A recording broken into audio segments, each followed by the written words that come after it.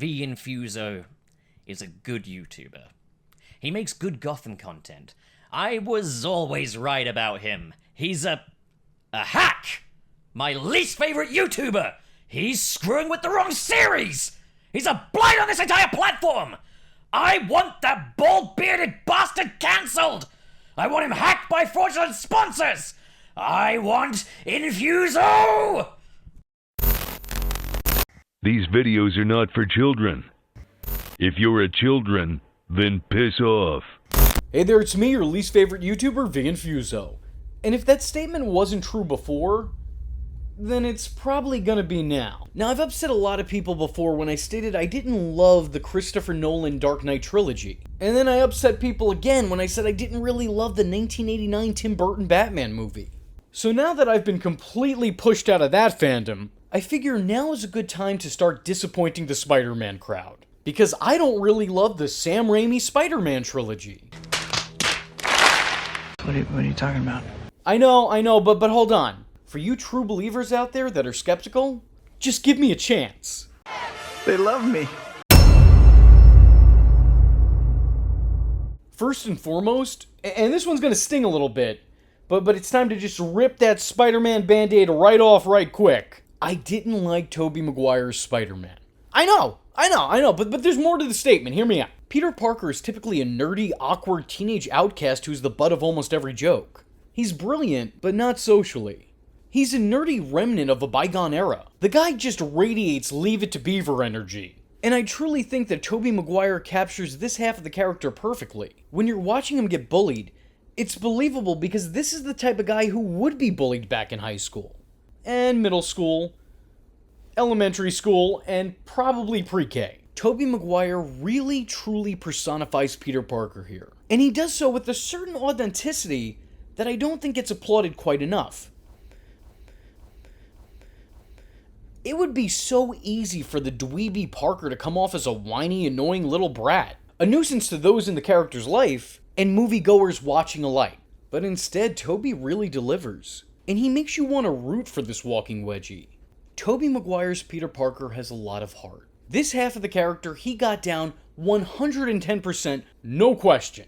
And I would even argue that this half of the character is the more important half of the character in these movies. These films put a lot of emphasis and focus on Peter Parker, almost having Spider-Man somewhat take a back seat. And I'm pretty sure the character appears more without the costume than he does with it. In the Sam Raimi films, Peter takes center stage. So these movies needed someone who could be a great Peter Parker. And Tobey Maguire is just that, a great Peter Parker. But as for the other half of the character, the side of the character that these movies are named after, I don't know. I just never feel like he fully got it. This isn't something that I've just come up with over the years. This was a problem I had with these movies back in 2002, when I was a child. When Peter becomes Spider-Man, he's supposed to gain this sense of self-worth, an unmatched confidence that he's never had before. He develops a more witty, quippy attitude and sense of humor. Spider-Man is one of the most fun heroes out there. He's able to entertain the audience and annoy the competition. He's able to save the day and crack jokes while doing so. We don't really get that in these movies. To me, Spider-Man just feels like Peter Parker, but now in cosplay. And granted, yes, on paper, I guess that's what he is, but he just never feels like Spider-Man. He's still the same old lame dork you want to stuff into a locker. Except now we have the added benefit of seeing him in spandex. I will say though, I think that Tobey gets other parts of the Spider-Man character correct. The character is more heroic in these movies than I think he is in any other. Spider-Man's moral compass is front and center, and he seems legitimate in his pursuit of what's right. But he's severely lacking the cool factor that is ever so present in Spider-Man. Unless you count these as dope one-liners. Are you in, or are you out? It's you who's out, Gobby. Out of your mind. I don't want to hurt you. Leave now. I guess you haven't heard. I'm the sheriff around these parts. See you, chump.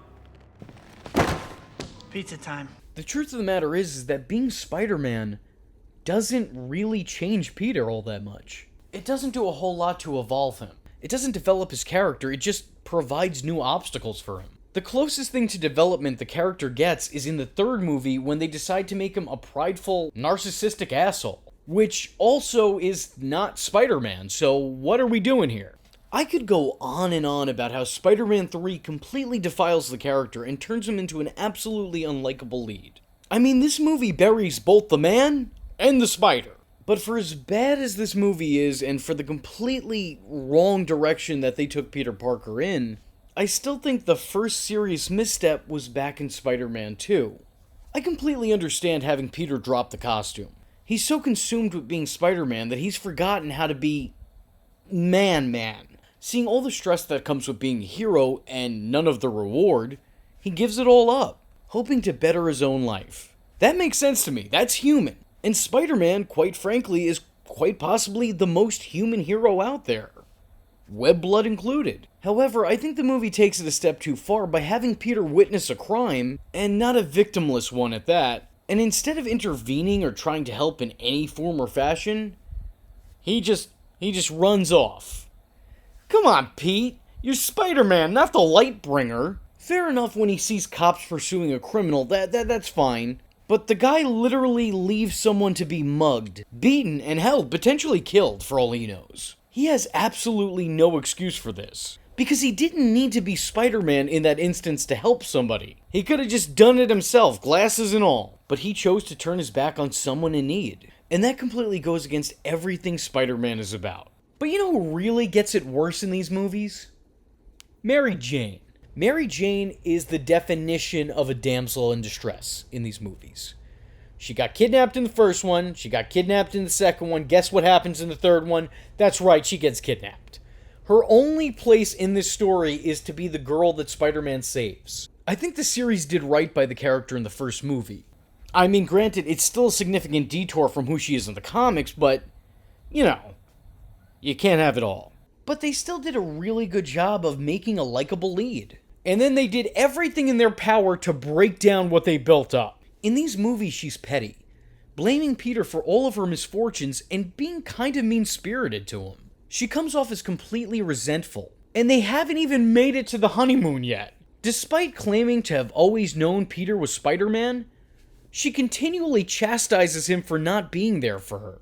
I mean, I get that she feels let down, but, like, come on, the dude's saving the city. Even after she finds out that he is for sure Spider-Man, she's now jealous of all the attention he gets, and becomes pouty when she sees him save the day. And that's just not the MJ that I know.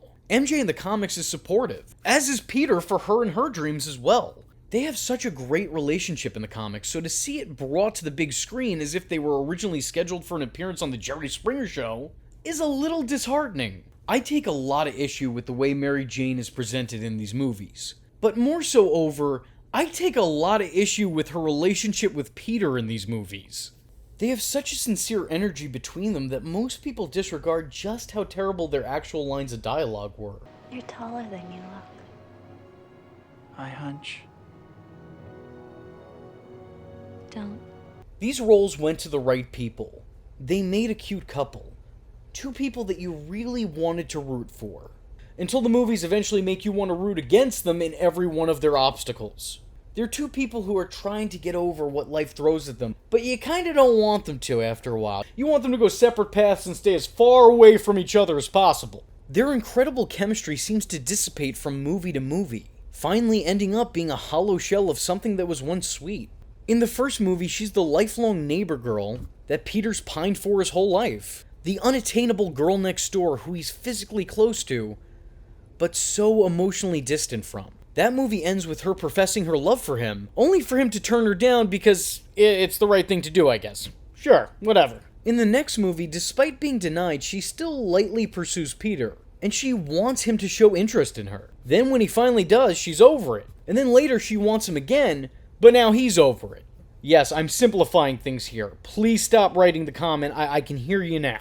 Finally, they do end up together. And then in the next one, they're almost immediately ripped back apart due to a nefarious scheme. We don't ever really get comfortable with these characters as an item. We're just constantly shown the chase as opposed to the destination. On top of that, in today's day and age where people rewatch older media and label characters like Ted Mosby and Ross Geller as toxic, How are there still people who praise the Peter Parker Mary Jane romance from the Sam Raimi films? Look, I'm not for canceling fictional people, but they are literally the most toxic couple I have ever seen. In Spider-Man 1, Mary Jane just stands by and watches her boyfriend Flash continually bully and even attempt to assault Peter.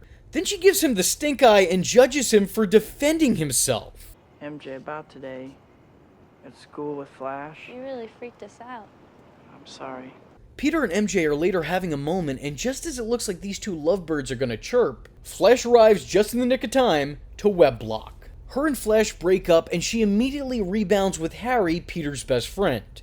Despite Harry knowing how Peter feels about MJ, and MJ probably also knowing how he feels because, how could you not? Even when Harry and MJ are dating, Peter and her are constantly flirting and having these moments.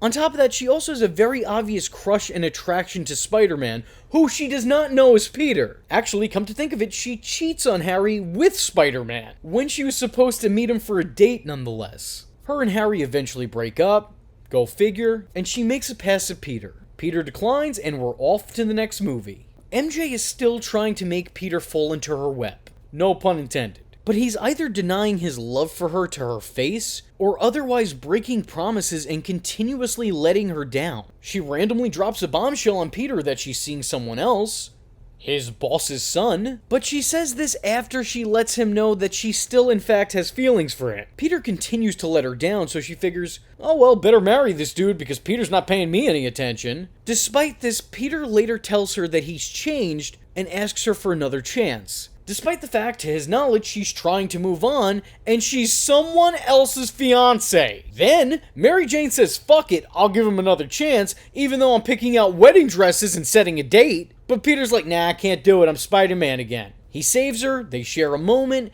and then Mary Jane gleefully leaves the guy whose only place in the story was to be cucked at the altar. She then runs to Peter in her wedding dress and tells him he doesn't have a choice, they're a couple now. Next movie starts off, and Peter is openly kissing other women in public under the guise of doing it as Spider-Man. It's fine, it's all for publicity. Except he's never okayed that with his girlfriend.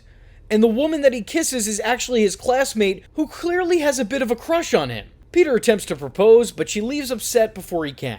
Mary Jane spends time with Harry, who has plot-convenient amnesia, her ex-boyfriend and Peter's best friend, and also worst enemy, long story, and kisses him. Then Harry loses his temporary amnesia, threatens to kill Peter if Mary Jane doesn't leave him, even though it kind of seemed like she was kind of into him to begin with, so I don't think it would have...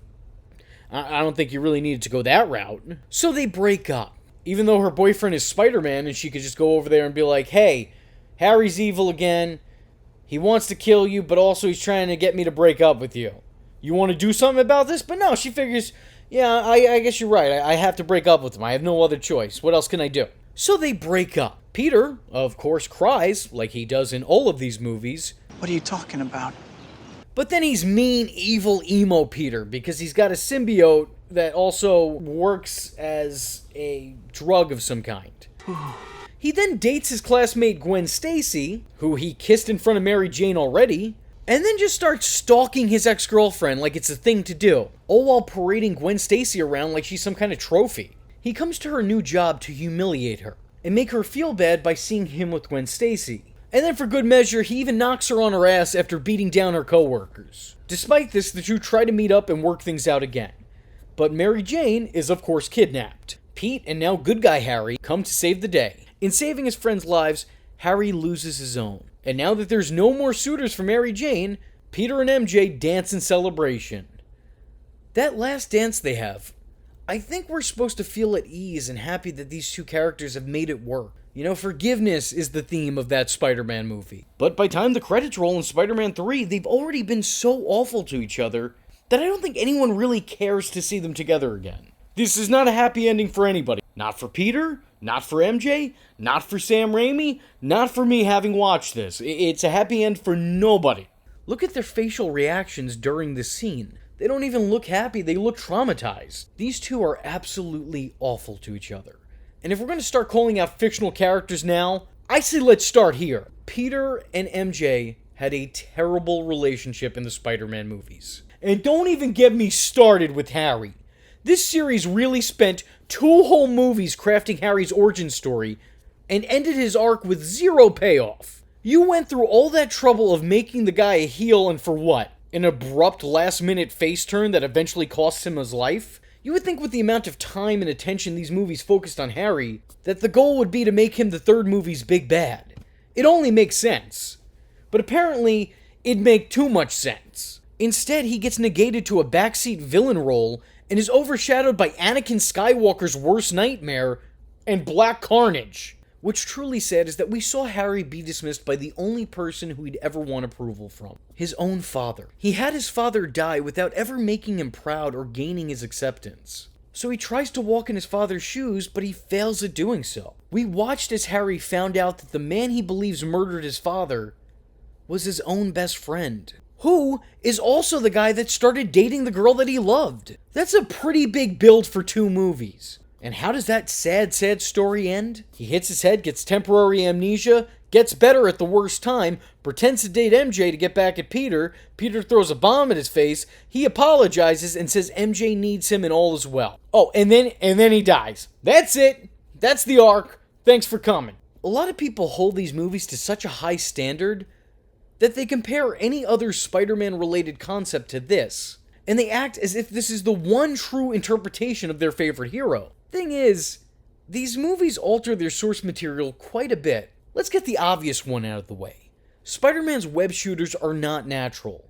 They're not a mutation. They're not one of the superpowers he got when he was bitten by a radioactive arachnid. Traditionally, those are built by Peter in an effort to help him stop criminals while he's doing his day-to-day crime-fighting activities. When that spider bit you, did it give you power to make webs too? No, I did that myself. While there are plenty of villains that are worthy of a redemption arc, I gotta say, Doc Ock is a really strange choice. This isn't typically his depiction in the comics. And in the ones that do redeem the character, it just doesn't come off as natural to me. Doc Ock is a straight-up villain.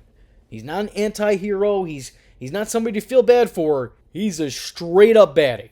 I didn't mean for that to sound as sexual as it came off, so we're just gonna awkwardly move past that. But I will say Alfred Molina really pulls it off. He does an incredible job in the role, and I have 0 problem with the way he performed Otto Octavius. He was great, and the movie does a really good job of establishing him as less of a bad guy and more of a sad guy. It works, it's good. I'm just saying, not Doc Ock from the comics. Great as its own thing, just not the Doc Ock I've read. And also unlike his comic book counterpart is Edward Brock Jr. Now, I don't really hate this performance as much as many other people do. I truly don't believe it's bad. Topher Grace did a good job for what he was given. It is not bad on Topher Grace's part at all, but it was bad on Sam Raimi's. I get what they're trying to do here. They were trying to create a mirror image of Peter, showing this is what he could become.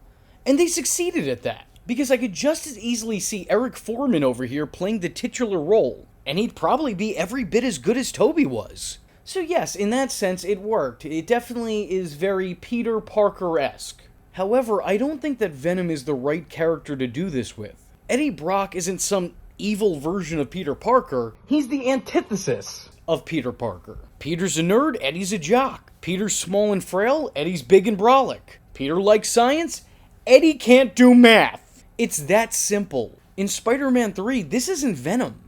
This is just Spider-Man versus his own symbiote. And that's really all there is to it. How would you compare your version of Eddie Brock Venom with that of the comic book version? I thought maybe I was the wrong person to play the role when I first got cast, because in the comic book, he's even bigger than me. But then Sam told me that he wanted me to be kind of like evil doppelganger to Peter. To Peter, right. It's okay if this is your favorite Spider-Man. It's a lot of people's. But that doesn't make it the most accurate Spider-Man. And that's okay too. I'm really just saying that this isn't what a lot of people seem to think it is. To be fair, the new Spider-Man movies also do a lot to change things from their source material as well. Probably due to the fact that there were so many other elements that were used in the last 2 Spider-Man series. And don't worry, I'm gonna get to them too. Another weird thing for me is that there are a lot of relationships in these movies that happen almost entirely off-screen. Dr. Connors is good friends with Dr. Octavius, and they share all of 0 scenes together. A passing reference is all you get. Your paper on fusion is still overdue. I know, I'm planning to write it on Dr. Otto Octavius. Octavius is a friend of mine. Well, it won't take much of your time. Parker, now I remember you. You're Connor's student. Tells me you're brilliant. That's all? J. Jonah Jameson only acknowledges his own son in passing to other characters and scenes. An American hero. My son, the astronaut. The two are never on screen at the same time. Another thing that really bugs me about these movies, also no pun intended, does nobody talk to each other in these movies? At all? Like, do people not ever speak to each other when the cameras aren't rolling? Let me explain. After Harry finds out that Peter is Spider-Man, these friends turn foes, and Mary Jane then asks Peter, What's with you guys, anyway? It's complicated. First off, it's weird that Peter would never give MJ a breakdown of his friendship with somebody who is one of both of their closest friends. But can't Mary Jane put two and two together? She knows Peter is Spider-Man. What, did Harry not mention to her that he thinks Spider-Man killed his father? How? How is that possible? We're supposed to think all three of them were so close, but Harry doesn't shut the f*** up about it. It's like the only thing he talks about is his hatred for Spider-Man. How in all the years since his dad died did this not come up around Mary Jane? Peter never tells Harry that he's with MJ after he gets amnesia? Like, why would that not come up? Why was this something you were hiding? You were both in front of him. You would think that somebody might say something? Unless we're just recreating and reversing the situation from the first film for the sake of, I don't know, having a plot that rhymes. It's like poetry, so if they rhyme. These movies are very much a product of their time. The CGI special effects are very out of date, and even at the time, I can remember thinking that they were a little bit clunky. This time period's idea of a realistic special effect was basically cutting from a real actor to a PlayStation 2 sprite. Seriously, they look ripped straight out of the Spider-Man games based on the movie. You know the games. The Spider-Man, the movie, the game games. By the way, great name. Amazing. Spectacular, even. The special effects are all kinds of awful. Actually, come to think of it, the Spider-Man the movie game on PS2 had better graphics than this shit. But I'm not going to hold that against them because these movies were made in the early 2000s and they were really doing the best that they could do. I'm just saying, they stick out. Still, props for Doc Ock's Ock arms. Those effects still hold up. Really good job. But that's also probably because those were practical effects, as opposed to impractical effects. Like any other high school movie made in the early to mid-2000s, absolutely nobody looks their age. I'm sitting here thinking, why do you have these 34-year-old men playing 17-year-olds? There's a scene in the first movie with the teacher, and literally everyone in the class looks older than him. Harry tells Peter that his father would like to adopt him, and I'm sitting here wondering why a 47-year-old man would want to adopt a 27-year-old man, unless the meaning of the word adopt means something else, in which case, I don't want to know about it. I really gotta give it to the 90s and 2000 movies. They did this all the time, and it flew over so many of our young viewing audience heads. A 28-year-old woman playing a 16-year-old cheerleader? Sure, why not? Have a 37-year-old woman play a dead 16-year-old ghost in a school for wizards with a name that sounds like an STD? Sure, why not? Hell, back in the 70s, they had a 33-year-old woman play a 17-year-old senior, and nobody batted an eye. One thing I don't hear talked about when talking about these movies is just how exposition-y the dialogue can come off. It's not a constant problem, but it is a continual one. Characters will stop speaking like characters to almost break down the backstory of the story, or explain a problem they have that we don't otherwise see. When the plant's senior electrician is laid off after 35 years, what else would you call it? I am on my ass. Mr. Osborn, always a pleasure to have our board of directors pay us a little visit. May, I'm 68 years old. I'm too old for computers, and besides, I have a family to provide for. I love you, and Peter loves you. I'm Spider-Man. Now you know why I can't be with you. If my enemies found out about you, if you got hurt, I could never forgive myself. One of my favorites is when Peter literally stops in his own tracks so he could talk to himself and mimic how a potential conversation with Mary Jane would go when he's all of 6 feet away from her. I don't know if you realize this, but we've been neighbors since I was 6. One of my favorite things about these movies is that they're filled to the brim with Spider-Man characters. I love it because it really sets up the universe of Spider-Man. Sure, it's not like something was done with all of these characters, but you know, it's nice to know that they exist in a universe where potentially something at some point in time could happen. In the year 2021, we finally have a Batman 89 comic book series. So all I'm saying is, the door's open for continuation, and man oh man, this series has some opportunities. The series is so beloved and it has so many heroes and villains hiding in plain sight that I think it would be a shame not to work on it. That's just my take. But in hindsight, maybe there was a bit too much of that. Because often these movies would rush to reference a character prior to introducing them and completely retconning the reference that was made. In the first movie, Peter makes mention of him being fired from his job, mentioning that he was fired by Dr. Connors. I was late for work and Dr. Connors fired me. You were late again? Dr. Connors, of course, being the brilliant scientist from the comics, who, in trying to recreate his missing appendage, instead turns himself into a giant fucking lizard. The character's brought up in the first movie, but then he's later introduced in the second. Not as Peter's former boss, but instead as his new teacher. Eddie Brock, Venom himself, is brought up in the first Spider-Man movie, where he's referenced as working at the Daily Bugle and trying to get a picture of Spider-Man. Problem is, we don't have a decent picture. Eddie's been on it for weeks. But then the character is reintroduced in Spider-Man 3, and now he's trying to get a job working for the Daily Bugle. Once again, trying to take pictures of Spider-Man. This is apparently because another actor was cast in the role in the first movie, but was cut out of the final product before being replaced entirely. Doctor Strange is also mentioned in Spider-Man 2 as well. What are we gonna call this guy? Doctor Strange. That's pretty good. But it's taken. So be on the lookout for Raimi Strange. I didn't mean for that to sound as sexual as it came off, so we're just gonna awkwardly move past that. The movies also have the tendency to throw logic entirely out the window, but considering that we're talking about a man who shoots webs out his wrist due to a spider bite, you know, maybe it wasn't really there to begin with. I don't know. One of the things that always irked me was, why does Doc Ock follow Harry's orders? Doc Ock could just squash him like a bug right then and there, and then steal the tritium he so desperately needs. But he doesn't. Instead, he decides to be his personal hitman? The man was a scientist not even 40 minutes ago, but now he's gonna go ahead and put a hit out on somebody. Yeah, sure, okay. Another thing that confuses me about these movies is, Harry loved his father so much that he hated Spider-Man with that same passion. And he's taken back and perplexed when he learns that his best friend, Peter Parker, is Spider-Man. But where oh where is that energy when he learns that his father was the Green Goblin? Why would he look to avenge him knowing damn well that he's a criminal?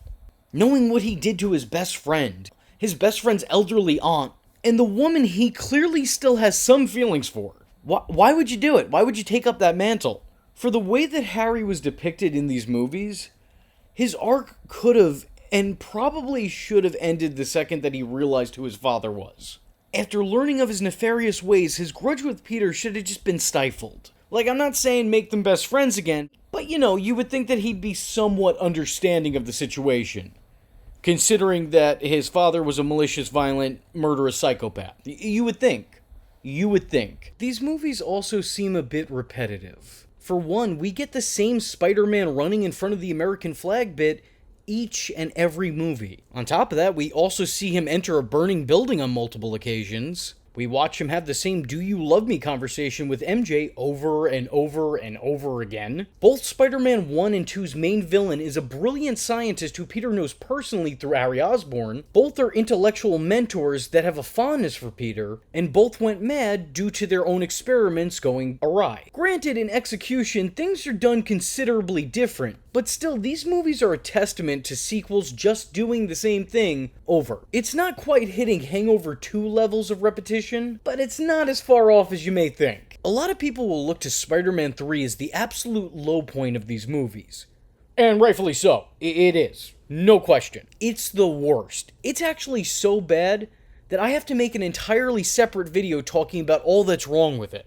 I'm not doing it all here. But all I'll say for now is that the movie has always talked about ruining the series because it was too goofy. A lot of Spider-Man fans act like this movie was going from Tim Burton's Batman to Joel Schumacher's Batman and Robin. A complete tonal shift that doesn't make sense for the canon of the franchise. But in my estimate, this was much more like going from Batman Forever to Batman and Robin, because it was already pretty goofy to begin with. But also, yeah, they definitely did go a bit overboard later on. It's a little disjointed. It's bold in terms of jerking people around, but I may have gone too far in a few places.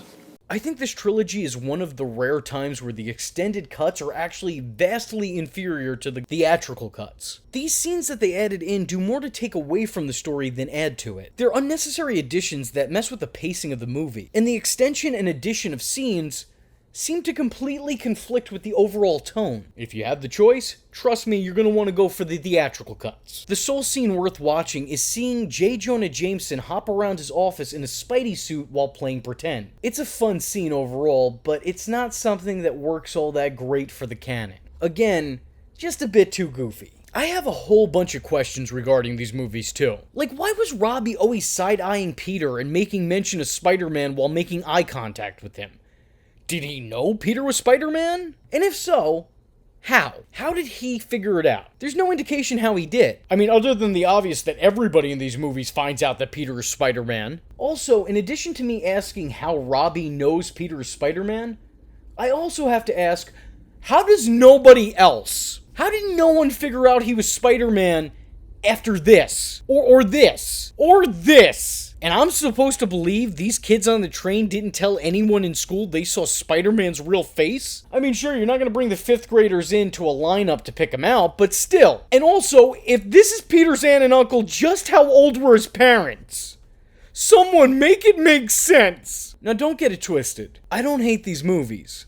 On some level, I actually really enjoy them. The over-the-top sinister performance of Willem Dafoe, the surprisingly earnest and human portrayal of Doc Ock, the endless Bruce Campbell cameos, watching Aunt May and Uncle Ben be plucked straight out of the pages of a comic book and slapped onto the big screen. There are so many elements of these movies that I intend to further focus on in future videos. When making this video, I found myself laughing at and along with these movies.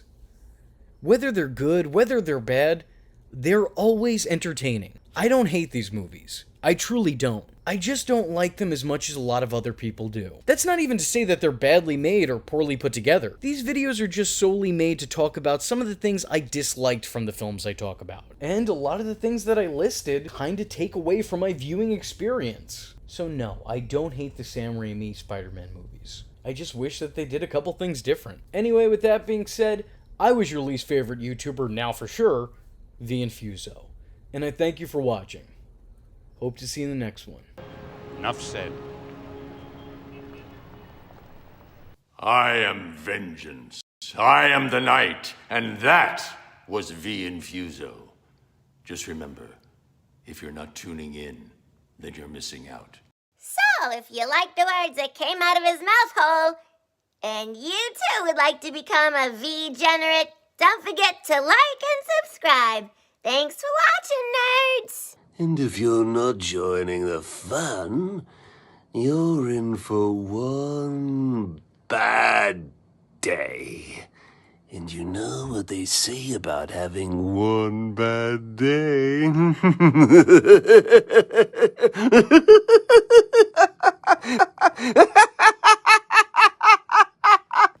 Catch him next time. Same bat time. Same bat channel.